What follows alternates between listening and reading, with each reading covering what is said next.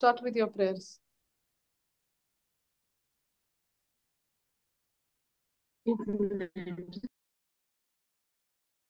नाही नाही येते क्लिअर. हा, एक मिनिट, मी सुरुवात नाही केली.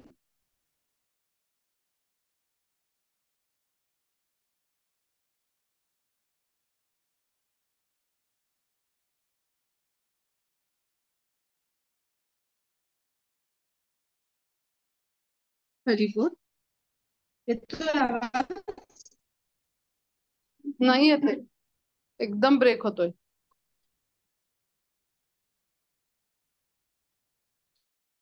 व्हिडिओ दिसतोय? It's not clear at very all. Good. हा नाही क्लिअर येते. मला असं वाटतं की मोबाईल डेटा वापरून बघा बरं, इन्स्टेड ऑफ वायफाय. मोबाईल डेटाच ऑन केलेला, पण डिपार्टमेंटचे स्लोच आहे.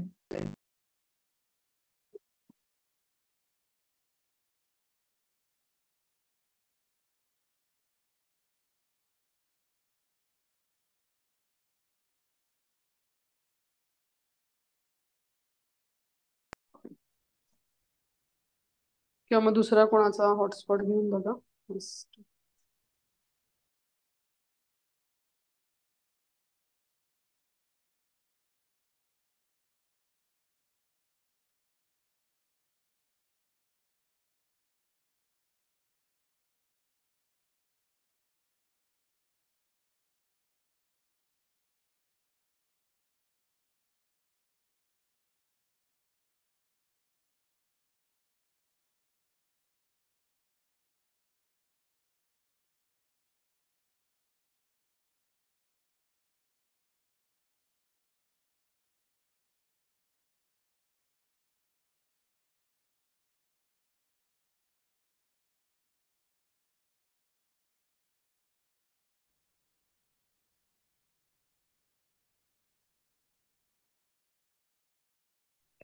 हा नित्य सखी माताजी.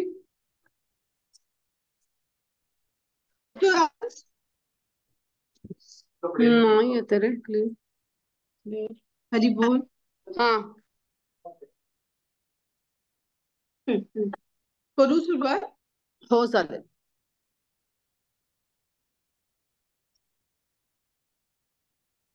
नमो विष्णू नाही येते बर का. सरस्वती हरी बोल. देवे गौरवाणी प्रचार.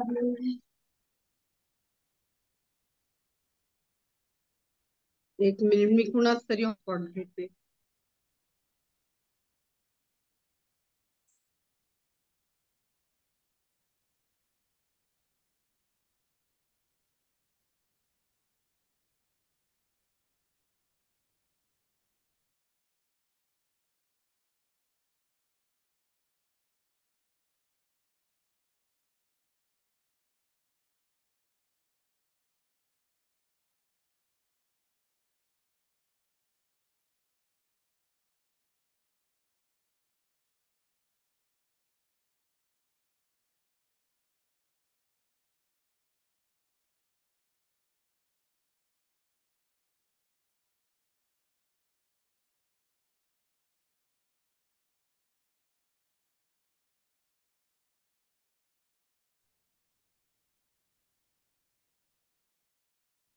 येतोय आवाज? हॅलो. हा येतोय येतोय. स्टार्ट. वाटलं तर सांगते मी, किंवा कोणी बाकीच्यांनी पण सांगा चॅटमध्ये.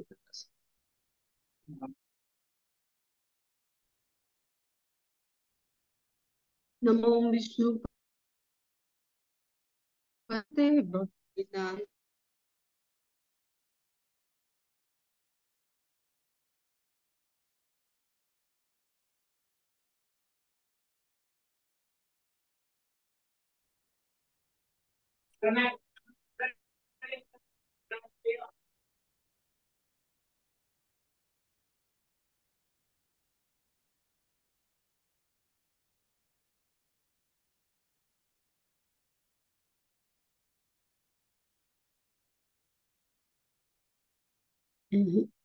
प्रॉब्लेम.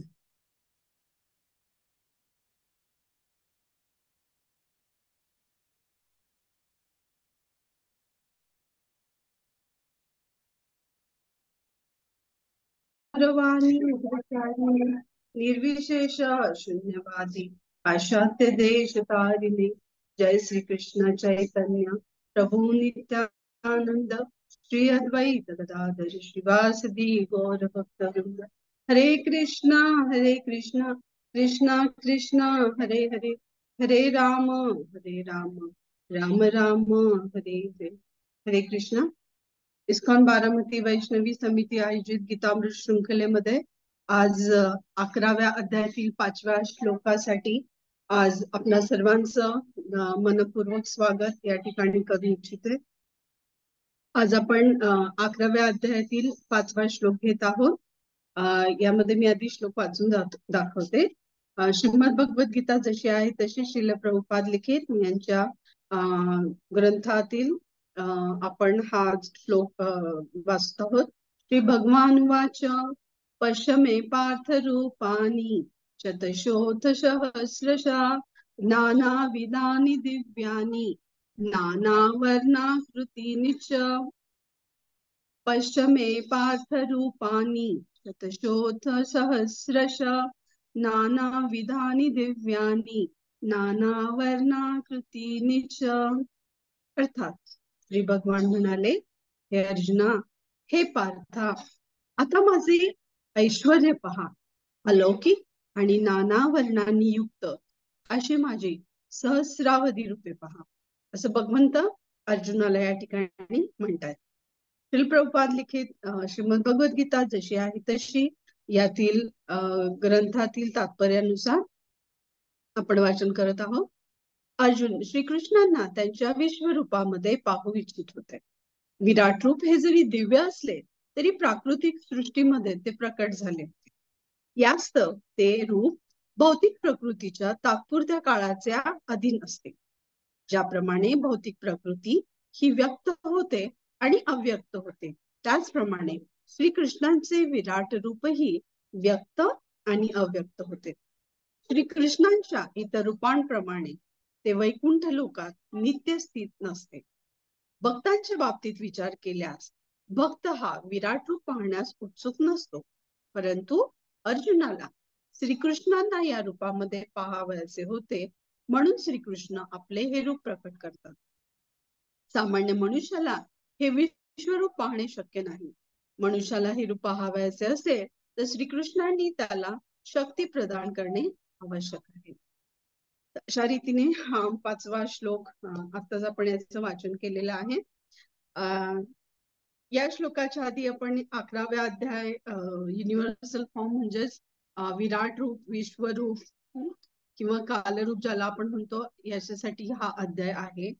आणि पहिले 4 श्लोक या अध्यायाचे या ठिकाणी आपण बघितलं की आतापर्यंत अर्जुनाला भगवंत त्यांच्या विभूतींबद्दल ज्ञान देतात अर्जुनाला.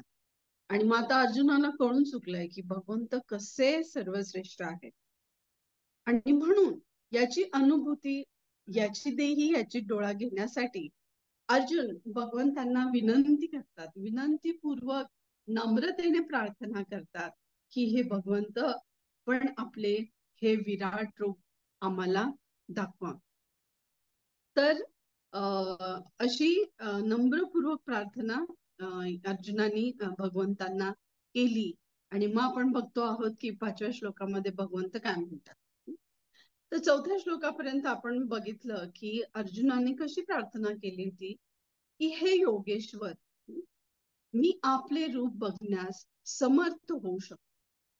जर आपण मला योग्यता प्रदान केली तर मी आपले रूप बघण्यास समर्थ होऊ शकतो आणि मला आपण आपले विश्वरूप दाखवावे. तर पहिले 4 श्लोक याबद्दलचं वर्णन आपण बघितलं की कसं अर्जुन किती गोड आहेत ना, की किती छान प्रार्थना करतायत ते ना भगवंतांना, की असं नाही की मला तुम्ही दाखवा विश्वरूप, आता तुम्ही किती मोठे, असं नाही. तर ते भगवंतांना म्हणतायत की इथं विश्वरूप बघण्याची इच्छा अर्जुनाची आहे, राईट. आणि भगवंतांना त्यांचे भक्त खूप प्रिय असतात आणि भक्तांच्या इच्छा पण त्यांना खूप प्रिय असतात. आणि भगवंतांचा एकच बिझनेस असतो की भक्तांना संतुष्ट करणं. तर जसं ते भक्तांना संतुष्ट करतात, प्रसन्न करतात, हो की नाही? तर हा त्यांचा बिझनेस आहे, हे त्यांचं कार्य, एकमेव कार्य असतं भगवंतांचं. काय? की भक्त वांछापूर्ती, भक्तांची इच्छा पूर्ण करणे. तसे सेकंडरी खूप कार्य आहेत भगवंता, जसं परित्राणाय साधूनाम विनाशाय च दुष्कृता. पण सगळ्यात महत्वाचं कार्य म्हणजे काय? की भगवंत त्यांच्या भक्तांच्या इच्छा या पूर्ण करतात. आणि म्हणून भगवंत देखील अर्जुनाला हे त्यांचं रूप दाखवण्यास तयार आहे. एक तर अर्जुनांची एलिजिबिलिटी काय आहे, पात्रता काय आहे, की ते भगवंतांचे शिष्य आहेत, भक्त आहेत. आणि दुसरं, ते त्यांचे सगळे सोयरे पण आहेत, नातेवाईक संबंधी आहेत. आणि या ठिकाणी भगवंत कौंतेया हा शब्द बोलून त्यांच्या संबंधांबद्दल देखील या ठिकाणी हायलाइट करतात ना, या पहिल्या 4 श्लोकांमध्ये आपण बघितलं. आणि म्हणून की असे हे संबंधी असलेले भगवंतांचे भक्त अर्जुन, यांना जी विश्वरूप बघण्याची इच्छा आहे ती भगवंत पूर्ण करणार आहेत, हो ना. आणि याची थोडीशी झलक या 5व्या श्लोकात आहे, हो ना. म्हणजे आता भगवंत खरंच दाखवणार आहेत की नाही ना. जर भगवंतांना नसतं दाखवायचं तर पहिल्या 4 श्लोकांमध्ये हा 11वा अध्याय संपला असता. पण भगवंतांनी तसं केलेलं नाहीये ना. आणि म्हणून बाकीचे पुढचे जे श्लोक आपण 55 श्लोक आहेत या अध्यायामधले, आणि यातले आता 4 झालेत आणि हा 5वा आहे. तर खूप सुंदर ह्या अध्यायामध्ये की भगवंतांचे विराट रूप कसं आहे, मग अर्जुनाचा काय अनुभव होता या ठिकाणी, की की कसं अर्जुनाला भगवंत त्यांचे इन्स्ट्रुमेंट म्हणून वापरतात, हो की नाही. आणि अशा रीतीने शुद्ध भक्ती काय आहे ना, असं हे आपल्या अध्यायांमध्ये पुढे पुढे सापडणार आहे. पण भगवंतांची रिॲक्शन काय आहे ही आपल्याला 5व्या श्लोकापासून बघायला मिळते ना, की ते विश्वरूप दाखवतील की नाही. अर्जुनाने तर खूप छान भाव ठेवून नम्रपूर्वक प्रार्थना केली नाही. आपण शिकू शकतो की प्रार्थना कशी करायची भगवंतांना, हो ना. हे आपण अर्जुनाकडून शिकू शकतो. हा चांगला गुण आहे अर्जुनाचा, की किती छान या ठिकाणी प्रार्थना केली आहे अर्जुनाने. तर हे एक उदाहरण त्यांनी सेट करून दिलं आपल्या डोळ्यासमोर. या श्लोकाची सुरुवात ही पश्य या शब्दाने, पश्य, हो ना. पश्य म्हणजे काय? या ठिकाणी पश्य म्हणजे पहा, हे बघ अर्जुना, पहा, हे बघ बघ बघ बघ, आपण म्हणतो की नाही, हे बघा हे बघा. म्हणजे आश्चर्यकारक, हो ना, अद्भुत असं काही असलं की अरे रे, इकडे इकडे इकडे, हे बघ हे बघ हे बघ. तसं भगवंत म्हणताय, हे बघ हे बघ अर्जुना, हो ना. असं करून त्यांना आता काहीतरी भगवंत अद्भुत सांगणार आहे, हो ना. की याची तयारी या 5व्या श्लोकामध्ये आपल्याला थोडीशी झलक ही बघायला मिळते. आणि म्हणून स्वतः भगवंत म्हणतायत की हे बघ, म्हणजे हो की नाही असं काहीच नाही, डायरेक्टली भगवंत सुरुवात करतायत की बघ, म्हणजे आता तू बघणारच आहेस हे विश्वरूप ना. पण तेही कसं आहे, अद्भुत, अलौकिक, चिन्मय, ना, असे भगवंतांचे रूप. नाना विधानी दिव्य आहे, नाना वर्ण आहेत, नाना आकृती आहेत, असं हे रूप. याच्यामध्ये कुठले कुठले कीवर्ड्स वापरलेले आहेत? अलौकिक, हो ना. भगवंतांचे हे रूप कसं आहे? अलौकिक, तेजस्वी, नाना वर्णांनी युक्त, अनेक रंग आहेत त्याला ना, अनेक रंगांच्या छटा आहेत. आणि असे माझे सहस्रावधी रूपे आहेत, असे या ठिकाणी भगवंत सांगतायत अर्जुनाला. तर रूपाणी, रूप म्हणजे आपल्याला माहितीच आहे रूप ना. आणि रूपाणी हा शब्द इथं वापरलाय श्लोकामध्ये. रूपाणी म्हणजे काय? अनेक रूप, अनंत रूपे असं पण आपण म्हणू शकतो. पण संस्कृतामध्ये की अनंत, अनलिमिटेड याला एक वेगळं एक कोटी वापरली जाते. ते म्हणजे काय? शतशः सहस्र ना, शतशः सहस्रच म्हणजे काय? शेकडो, हजारो, हो ना. की जेव्हा आपल्याला खूप खूप म्हणायचं असतं ना, तेव्हा शेकडो, हजारो असा आपण शब्द वापरतो. वापरतो. तर तसा या ठिकाणी शब्द इथं वापरलाय. तर भगवंतांचे रूप कसे एक नाहीये, त्यांची अनेकविध रूपे आहेत. तर अर्जुनाने या ठिकाणी एक रूप दाखवण्याची मागणी केली आहे. आणि या ठिकाणी अर्जुनाला किती किती रूप दिसणार आहेत. तर आपण समजू शकतो की भगवंतांची किती रूप आहेत. आपल्यासारखं नाही, बऱ्याच वेळा काय होतं, आपण भगवंतांना पण आपल्यासारखं समजतो, हो की नाही. तर भगवंत म्हणतात की तू एक पाऊल माझ्याकडे ये, मी 10 पावलं तुझ्याकडे ये ना. अरे पण आपलं एक पाऊल आणि भगवंतांची 10 पावलं याच्यामध्ये जमीन आसमानचा फरक आहे, हो ना. तर म्हणजे आपण जर 1 रुपया दिला तर भगवंत आपल्याला त्या बदल्यात 100 रुपये देतात किंवा 10 रुपये देत आहेत ना. तर भगवंतांचा कोटा आपल्यासारखाच नाहीये. भगवंतांचं एक पाऊल म्हणजे किती योजना एक पाऊल असणार आहे. तर आपण इमॅजिन करू शकतो. तर भगवंत इतके आपल्याला रेसिप्रोकेट करतात ना. तर त्यामुळे नक्कीच आपण पण भगवंतांपर्यंत तितक्याच ताकदीने, तितक्या शक्तीने गेलं पाहिजे ना, असं यातून अर्थबोध दिसतोय. तर हे अनेकविध रूपे, नाना रूप ना, रूपानी हे अनेकविध रूपे जे आहेत ना, ते सगळे वेगवेगळे आहेत, ते रिपीट नाही होत. कुठलं ढेगणं, कुठलं उंच, कुठलं झाड बारे, कुठलं श्वेतवर्ण, कुठलं गव्हाळवर्ण, असे सगळे वेगवेगळे वर्ण आहेत ना. तर आपण पण बघतो की आजकाल आपण खूप वेळ आरशासमोर उभं असतो ना, की असं केलं म्हणजे मी असं दिसेन, तसं दिसेन. आजकाल तर म्हणे मुलींपेक्षा मुलांना जास्त आरशामध्ये वेळ लागतो. असे पोज देतात इकडून तिकडून, हो ना. वेगवेगळं दिसायचं असतं, त्यांना असं वाटतं आपण किती दिव्य आहे, माझं शरीर किती दिव्य आहे. आणि असं म्हणतात की 16व्या वर्ष वयापासून तर पांढरा केस एक दिसेपर्यंत आपण आपल्याला दिव्यच वाटतो. आपण ही अशी कल्पना भगवंतांच्या बाबतीत नाही करू शकत की भगवंतांची दिव्यता, भगवंतांचे चिन्मय रूप हे आपल्यापेक्षा कैक वेगळं आहे, ते शाश्वत आहे, हो की नाही. तर हे भगवंत या ठिकाणी अलग अलग रूपामध्ये आपल्याला दिसतात आणि हे सगळे रूप दिव्य आहेत. यांना अनेक वर्ण आहेत, म्हणजे वेगवेगळ्या रंगांनी युक्त आहेत आणि वेगवेगळ्या आकृती देखील आहेत. तर हे सगळं वर्णन बलदेव विद्याभूषण लिखित गीताभूषण टीकेमध्ये देखील आपल्याला आढळतं, जे श्रील प्रभुपादांनी त्यांच्या या तात्पर्यामध्ये लिहून ठेवले. पुढचे जे 4 श्लोकांमध्ये विराट रूपाचं वर्णन दिलेलं आहे. श्लोक नंबर 5, 6, 7, 8 वगैरे असे. तर सांगितलंय की या विराट रूपामध्ये 4 गोष्टी वर्णित आहेत ना. 4 गोष्टी शिकवत आहे आपल्याला या ठिकाणी भगवंत. पहिली गोष्ट काय, की या रूपामध्ये सर्व देव देवी देवता समाविष्ट आहे. ओके. दुसरं, सहस्र शीर्ष रूप, म्हणजे भगवंत एकाच वेळेस सहस्र म्हणजे हजारो मुखमंडल धारण करीत आहेत, ही दुसरी गोष्ट. तिसरी म्हणजे प्रकृतीचे अंतर्यामी ना. तर स्वतः भगवंत हे प्रकृतीचे अंतर्यामी आहेत, ही तिसरी गोष्ट आपल्याला समजून येईल. आणि चौथी गोष्ट, या विश्व रूप दर्शन योग किंवा विराट रूपातून आपल्याला कळेल, ती चौथी म्हणजे कालरूप. तर ह्या 4 गोष्टी या पुढच्या 8व्या श्लोकापर्यंत देखील आपल्याला शिकायला मिळू शकतील.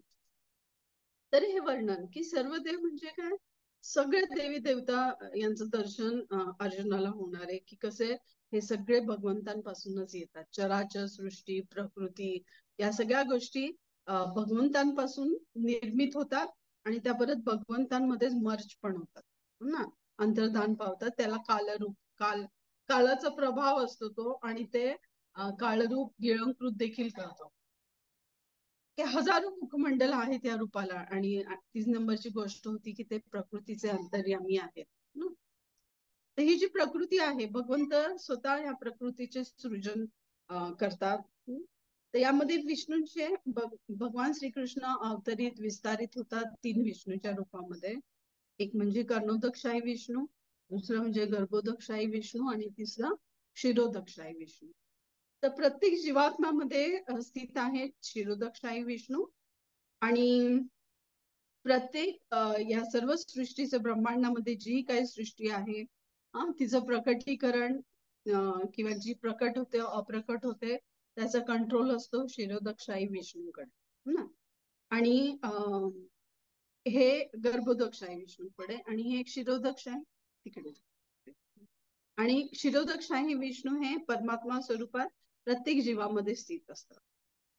त्यानंतर ही प्रकृती नित्य आहे. आपल्या सर्वांना माहिती आहे की भगवंतांची ही प्रकृती आहे. ओके. आणि ती प्रकट पण होते अप्रकट होते आणि अशी ही अद्भुत प्रकृती आहे. आणि म्हणून हे सगळं वर्णन आपल्याला या पुढच्या 3 श्लोकांमध्ये देखील बघायला मिळेल. तर हे मी का सांगितलं या ठिकाणी की भगवंत जे आता सांगतायत ना, हे बघ अर्जुना, बघ बघ काय, तर हे असं अद्भुत रूप असणार आहे हो ना. आणि म्हणून ही अद्भुतता आपण जाणून घेण्यासाठी समजून घेण्यासाठी भगवंतांनी सर्वात पहिल्यांदा पश्य या शब्दाने सुरुवात केलेली आहे हो ना. तो अर्जुन हे भक्त आहेत पण तरी देखील ते काय इच्छा करतात विश्वरूप बघण्याची. इतर तात्पर्यामध्ये लिहिले ना श्रील प्रभुपादांनी की भक्तांना मनोकामना नसते भगवंतांचं विराट रूप बघण्याची. ओके. पण या ठिकाणी अर्जुन तर भक्त आहेत मग तरी देखील त्यांनी हे विराट रूप बघण्याची काय इच्छा दाखवली. तर काय ना की कलियुगाचा प्रभाव आपण बघतो की 5000 वर्ष झालेले आहेत कलियुगाचे आणि त्यावेळेला जाणीव होती की कलियुगामध्ये प्रत्येक घरोघरामध्ये एक एक अवतार म्हणून लोक म्हणतील की मी भगवंतांचा अवतार आहे ना. तर त्याला काहीतरी प्रमाण पाहिजे ना. तर असं नाही की तुम्हाला 1 कोटी इंस्टाग्रामवर फॉलोअर आहेत ना, तुमचे 10 कोटी फॉलोअर्स आहेत फेसबुकला, लाईक करणारे आहेत, सबस्क्राईब करणारे आहेत, तुमचे व्हिडिओ, तुम्ही युट्यूबर आहात ना, फेमस आहात म्हणजे तुम्ही काय अवतारी नाही झालात. त्याच्यासाठी काय स्टँडर्ड प्रमाण आहे. ओके. तर भगवंतांचे अवतार म्हणजे काय की ज्यांना हे विराट रूप दाखवता येईल. ओके. आणि म्हणून अर्जुनाच्या माध्यमातून भगवंतांनी हे विश्वरूप हे विराट रूप दुसरं भगवंतांशिवाय कोणीच दाखवू शकणार नाही. ओके. आणि म्हणून या नास्तिक लोकांना काहीतरी चपराक बसावी ना म्हणून हे विराट रूप आहे. तर ऍक्च्युली भगवंतांनी प्रयत्न केला होता हे विराट रूप दुर्योधनाला सांगण्याचा. पण एवढं विराट रूप नाही दाखवलं होतं. सुरुवातीला छोटसच होतं ते विराट रूपाची काय म्हणूया एक छोटीशी झलक. पण दुर्योधनाला वाटलं की कृष्ण हे मायावी आहे ना आणि त्यामुळे त्यांनी त्याकडे दुर्लक्ष केलं आणि एंटरटेन केलं नाही. आणि म्हणून भगवंत अर्जुनाच्या माध्यमातून हे विराट रूप अर्जुनाला दाखवत. तर नाना रंगांनी युक्त नाना वर्णांनी युक्त ना असे हे भगवंतांचं दिव्य रूप. हे रूप विश्वरूप भौतिक आहे. कोणी म्हणतात हे भौतिक आहे, कोणी म्हणतात आध्यात्मिक आहे. आपल्याला श्रील प्रभुपादांनी दोन्ही गोष्टी शिकवल्या. हे रूप भौतिक देखील आहे एकाच वेळी आणि आध्यात्मिक देखील आहे.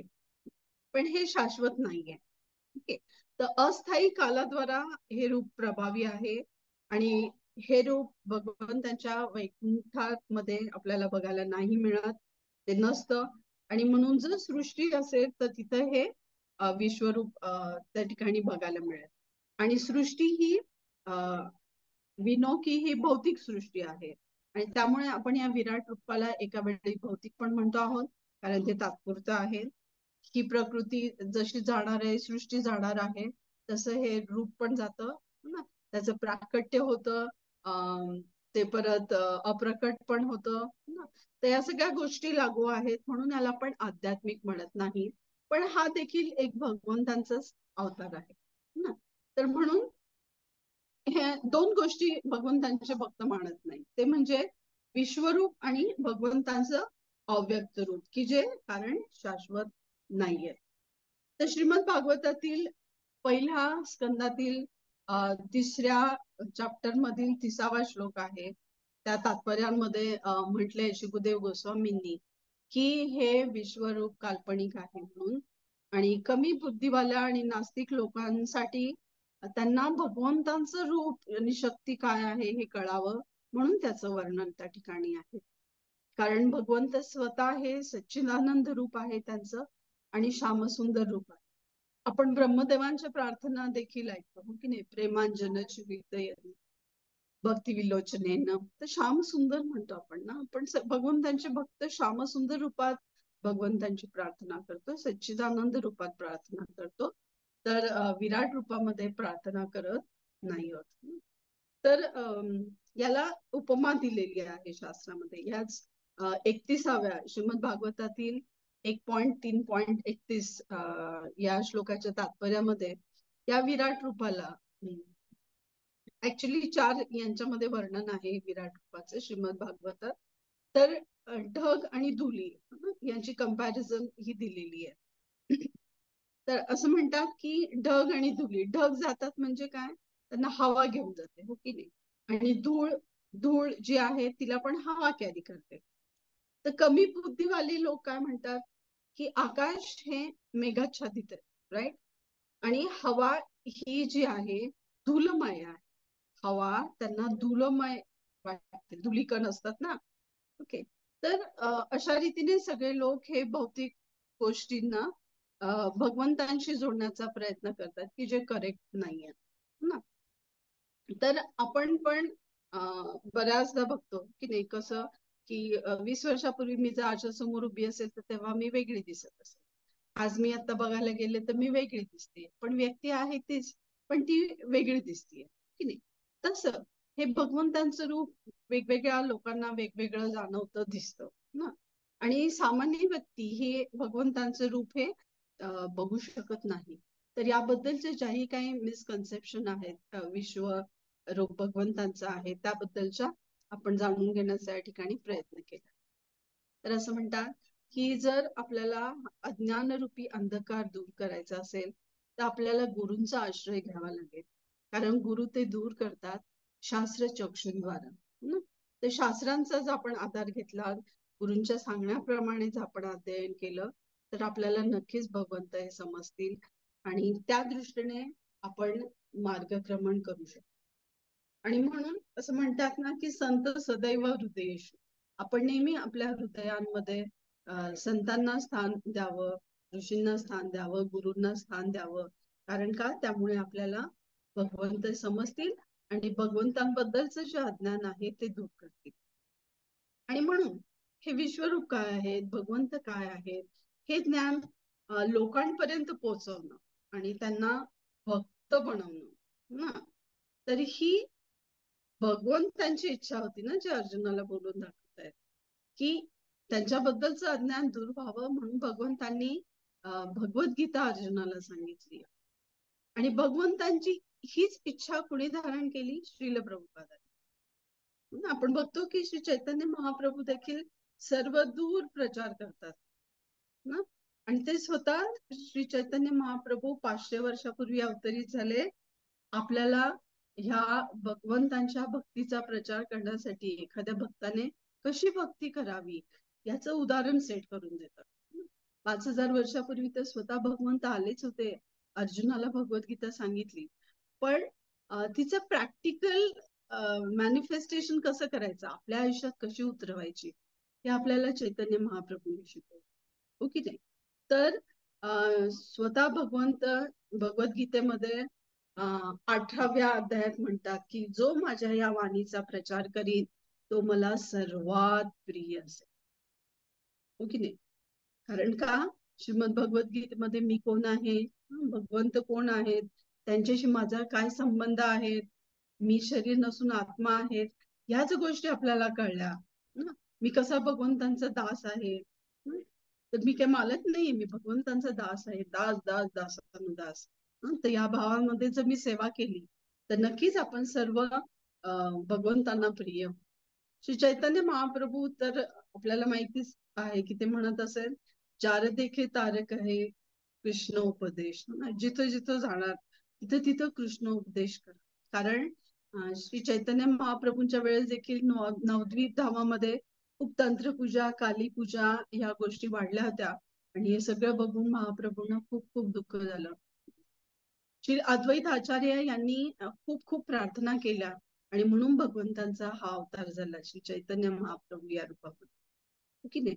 तर श्री अद्वैत आचार्य यांना देखील विराट रूप भगवंतांनी दाखवलेलं आहे ना. तर आपण बघतो की याच्या आधी विवस्वान वगैरे कुणालाच विराट रूप दाखवलेलं नाही स्वतः भगवंतांनी, हो की नाही. सगळ्यात पहिल्यांदा दुर्योधनाला थोडस दाखवण्याचा प्रयत्न केला, त्यानंतर अर्जुनाला बघायला मिळालंय, त्यानंतर अद्वैत आचार्य यांना देखील विराट रूप बघण्याची संधी ही भगवंतांनी दिली. तर म्हणून ही श्रीमद भगवद्गीता हा बृहद मृदुंग आहे. श्री भगवद्गीता हा बृहद मृदुंग आहे ना. आणि आज जगाच्या कानाकोपऱ्यात भगवद्गीता पोहोचली, भगवंतांची वाणी पोहोचली आहे, हो की नाही. आणि यालाच आपण भगवंतांचं विश्वरूप म्हणू शकतो, विराट रूप म्हणू शकतो, हो की नाही. असं कुठलं जगामधलं बेस्ट सेलर त्या भाषांमध्ये भाषांतरित झालेलं दुसरं कुठलंही बुक नाहीये, हो ना. तर यालाही आपण भगवंतांचं विराट रूप म्हणू शकतो. आणि भगवंत अशा रीतीने या रूपामध्ये, पुस्तक रूपामध्ये विस्तारित झालेले आहे. तरी देखील आपल्याला टेक्निकली भगवंतांचं विश्वरूप, विराट रूप हे कसं अद्भुत आहे हे अजून पुढच्या श्लोकांमध्ये नक्कीच कळून येईल. पण या श्लोकामधून आपण आज समजू शकलो की भगवंतांचे जे विराट रूपाचं वर्णन पुढच्या श्लोकामध्ये येणार आहे तर ते किती अद्भुत आहे आणि ते किती सुंदर आहे. आणि अशा रीतीने अलौकिक दिव्य असे चिन्मय भगवंतांचे नानाविध नाना वर्ण आणि नाना आकृतीने युक्त असे हे रूप आपण सगळे बघण्यासाठी उत्सुक आहोत. तर आध्यात्मिक दृष्ट्या ते ग्रहण करण्याचा आपण प्रयत्न करूया. जर कोणाला काही प्रश्न असतील तर आपण विचारू शकतात. आणि काही टेक्निकल ग्लिचमुळे थोडा व्यत्यय आला आजच्या सेशन मध्ये, तर कृपया मला माफ करा. कारण जिओ आणि याला एअरटेलला रेंजच नाही आहेत आमच्या डिपार्टमेंटला, तर त्यामुळे थोडेसे प्रश्न असतो. ठीक आहे, पण तरी देखील आपण समजून घेतलं. आणि इतकी सुंदर होली पौर्णिमा, गौर पौर्णिमा फेस्टिवल आपण सेलिब्रेट केला आणि आता आपण खूप ऍक्टिव्ह आहोत. तर असंच हे भगवंतांचा संदेश, भगवंतांची वाणी आपण मॅक्झिमम आपल्या मैत्रिणींना, आपल्या कुटुंबियांना त्यांच्यापर्यंत पोहोचवण्याचा प्रयत्न करा आणि आपल्या जीवनात उतरवण्याचा प्रयत्न करा. आणि ही संधी आपल्याला गीतामृती या शृंखलेमधून मिळालेली आहे, तर त्यांच्याही प्रती आपण या ठिकाणी कृतकृत्य होऊया आणि त्यांचेही आभार मानूया. आणि त्यांनी आपल्याला हा प्लॅटफॉर्म उपलब्ध करून दिला, त्यामुळे आपण हे मी हे 2 शब्द बोलू शकले आपल्या कृपेमुळे आणि आपणही हे समजून घेऊ शकला. तर मला आज इथे या ठिकाणी बोलण्याची संधी दिली त्याबद्दल सर्वांचे मनपूर्वक हरे कृष्ण, हरी बोल. कुणाला काही प्रश्न असल्यास विचारू शकतात. जर मला आन्सर आलं तर मी सांगू शकेन. हरी बोल. थँक्यू नित्य सखी माताजी. खूप दिवसातून हम्म. असं वाटत होतं तुमचा क्लास ऐकतोय. Thank you so much. Setting change कर. हरी बोल. हा हरी बोल. सेटिंग चेंज केली. कोणाला काही प्रश्न असतील